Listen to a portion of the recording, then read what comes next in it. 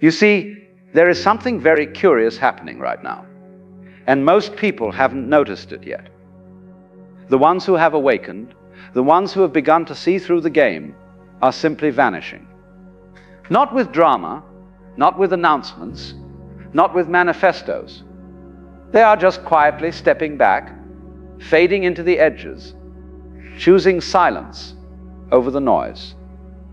And if you have felt this pull yourself, if you have been wondering why you can no longer stand the conversations, the parties, the performances, then what I am about to tell you may bring you great relief. Because this withdrawal is not a sickness. It is not antisocial behavior. It is actually the most natural thing in the world when someone wakes up. Let me explain what I mean by waking up. I am not talking about reading a few books on philosophy or having a nice idea about oneness. I am talking about that moment when the veil drops and you see that almost everything people are doing is a kind of sleepwalking. They are playing roles, repeating lines, moving through routines, all while completely unaware that they are asleep. Now, when you are asleep yourself, this is no problem. You fit right in. You can have conversations about nothing and feel perfectly fine. You can worry about what other people think and believe that matters. You can chase after things that have no real substance and call it success. But the moment you wake up, the moment you really see what is happening, everything changes.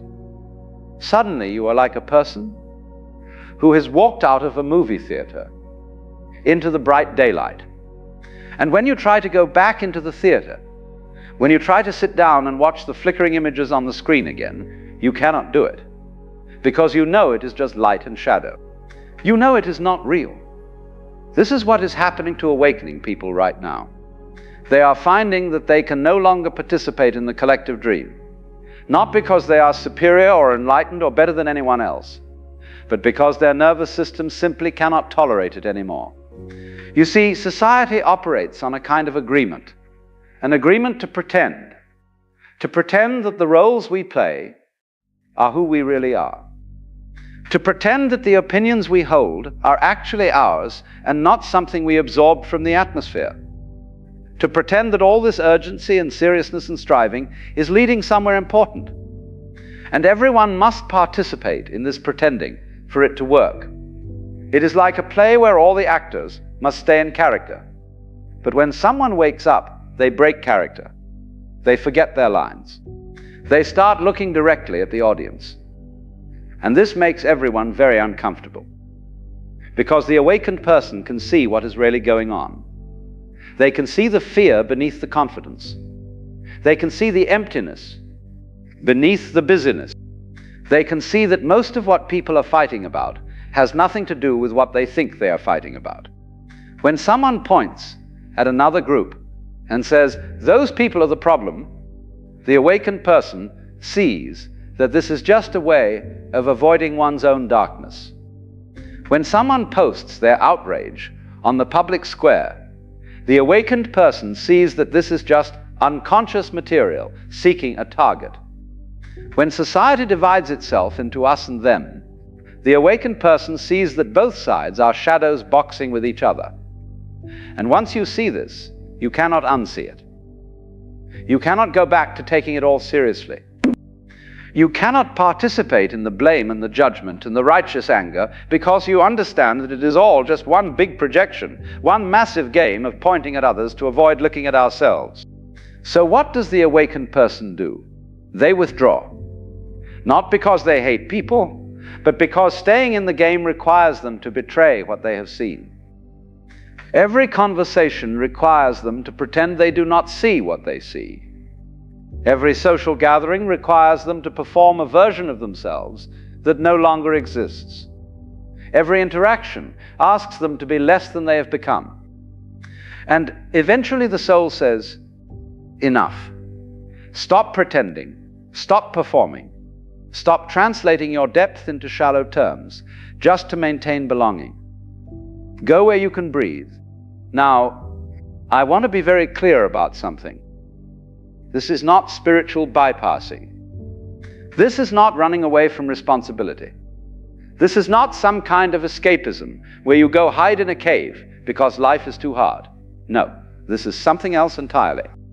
This is the recognition that staying in unconscious environments actually damages consciousness. It is like asking a plant to grow in the dark. It can survive for a while, but eventually it will wither.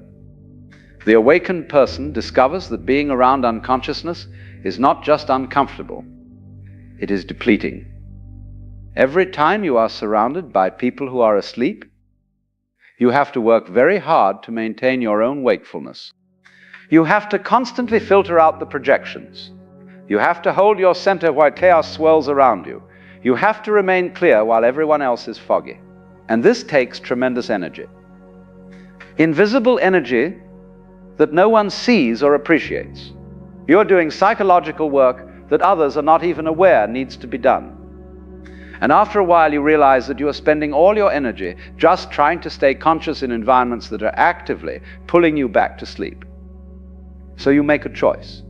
You choose consciousness over belonging. You choose truth over acceptance.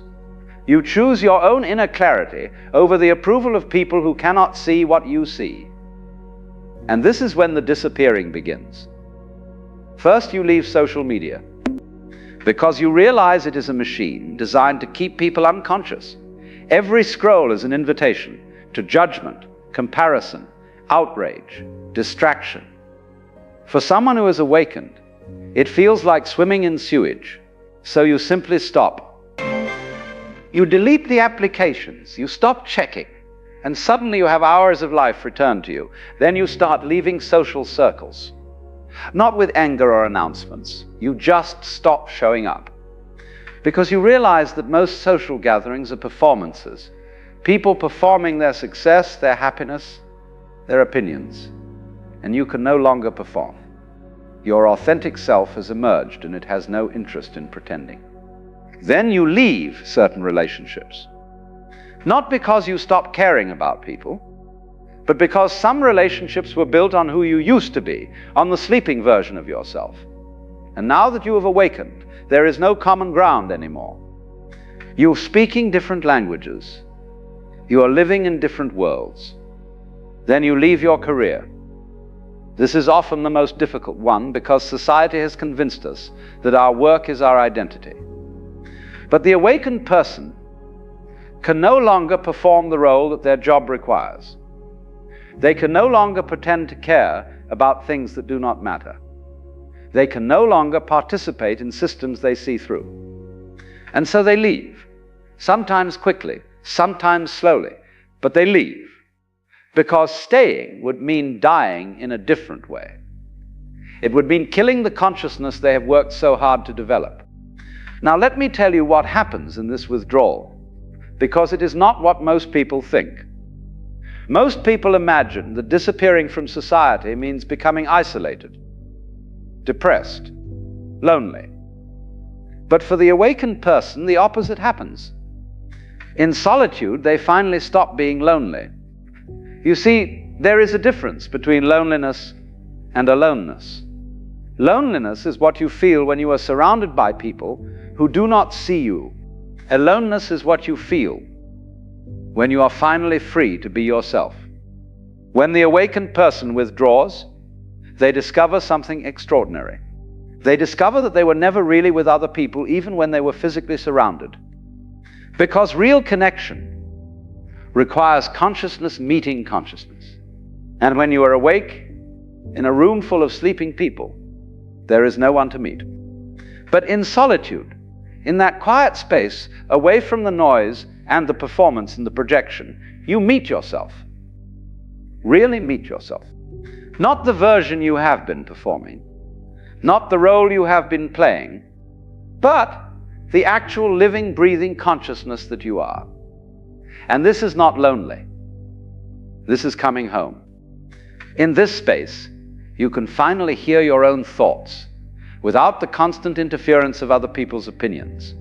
You can finally feel your own feelings without absorbing everyone else's emotions. You can finally discover what you actually want, what you actually believe. who you actually are. This is what I call the hermit phase. And it is absolutely necessary for anyone who is awakening. You cannot transform while maintaining all your old connections and commitments. You cannot become a butterfly while still living as a caterpillar. There must be a withdrawal, a cocooning, a time of deep internal work. And during this time, the awakened person is not escaping. They are integrating. They are processing all the unconsciousness they have absorbed over the years. They are healing the wounds that came from pretending to be someone they were not. They are developing the strength to stand in their truth, even when everyone around them is still asleep. This is hard work, much harder than staying asleep. Because when you are awake, you can no longer blame others for your suffering. You can no longer project your darkness onto convenient targets. You can no longer avoid your own depths by staying busy and distracted. You must face everything, all the fear, all the pain, all the ugliness that you have been avoiding. And you must do this alone because no one else can do it for you. But here is the beautiful thing. Once you have done this work, once you have integrated your shadow and found your authentic self, you are no longer dependent on others for your sense of reality. You are no longer looking for approval or validation or belonging. You have found something much more valuable. You have found yourself. And from this place, if you choose to return to society, you return differently. Not to participate in the unconsciousness, but to offer something else, a different frequency, a different possibility. You become what I call a border dweller. Someone who lives on the edge between the sleeping world and the awakened world. You are present, but not absorbed, available but not dependent, engaged but not entangled.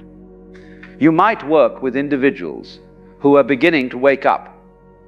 You might create art that speaks to the depths.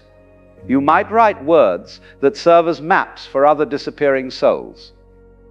You might simply live your life in such an authentic way that others begin to wonder if there is another way to be. But you never return to the mainstream. You cannot. Because once you have tasted consciousness, you cannot go back to sleep. Once you have touched your authentic self, you cannot go back to performing a role. Once you have seen through the game, you cannot pretend it is real. Now, I know what some of you are thinking. Is this not selfish? Should we not stay engaged and try to help wake others up? Should we not work to change the system from within? And here is what I want to say to that. You cannot give what you do not have. If you have not fully awakened yourself, if you have not done your own inner work, if you have not integrated your own shadow, then you have nothing real to offer others. You will just be one more sleeping person trying to wake up other sleeping people. You will just be projecting your own unconsciousness while claiming to be enlightened. You will just be spreading more confusion while thinking you are bringing clarity. No, the most loving thing you can do is to awaken fully yourself, to do the deep work of integration, to become genuinely conscious. And then from that place of real awakening, you can be available to others who are ready. But understand this. Most people are not ready. Most people do not want to wake up. They want to keep dreaming their dreams, playing their games, performing their roles. And that is perfectly fine. That is their right. Your job is not to wake them up. Your job is to wake up yourself. And then to be available quietly, gently, without force or evangelism, for those who are beginning to stir in their sleep. This is why the awakened are disappearing. They are going where they can be real, where they can breathe, where they can continue developing their consciousness without constantly having to defend it or explain it or dim it to make others comfortable. They are finding each other in small circles, in quiet spaces, on the margins. They are creating little pockets of consciousness in a sea of sleep. They are building alternative ways of living that do not require them to betray themselves. And this is not abandonment. This is actually the most responsible thing they can do, because the collective does not need more people participating in its unconsciousness. It needs people who have done the hard work of waking up. It needs living examples of another way to be. It needs individuals who have found their authentic selves. So if you are feeling the pull to disappear, if you are finding it harder and harder to participate in normal society, if you are losing interest in the games and the performances and the noise, then listen to that pull. It is your soul calling you home. It is your consciousness asking for the space it needs to fully emerge. Do not fight it. Do not feel guilty about it. Do not try to force yourself to stay engaged with things that drain you. Give yourself permission to withdraw. Give yourself permission to be alone. Give yourself permission to disappear for a while. This is not permanent. You will return when you are ready. But you will return as someone different, someone whole, someone authentic, someone who can offer real consciousness rather than just more unconscious performance. And in the meantime, use your solitude well. Do the inner work. Integrate your shadow. Find your authentic self. Develop your consciousness. Because this is what the world actually needs. Not more people pretending to be awake, but people who have genuinely awakened. The spiritually awake are disappearing because they must. Because consciousness cannot develop in unconscious environments. Because authenticity cannot emerge while performing a role. Because truth cannot be found while participating in collective lies. So let them go. Or rather, if you are one of them, let yourself go. Withdraw without guilt. Disappear without apology. Be alone without loneliness. And trust that you are following an ancient pattern, a necessary pattern, the pattern that every awakening person must follow. The caterpillar must dissolve in the cocoon before it can become the butterfly. The seed must break apart in the dark soil before it can become the tree. The awakened person must withdraw from society before they can return with something real to offer. This is not the end. This is the beginning of genuine consciousness in a world that desperately needs it. But that consciousness must be developed in solitude before it can be shared in community. So disappear if you must. And know that in your disappearing, you are actually preparing something the sleeping world cannot yet see.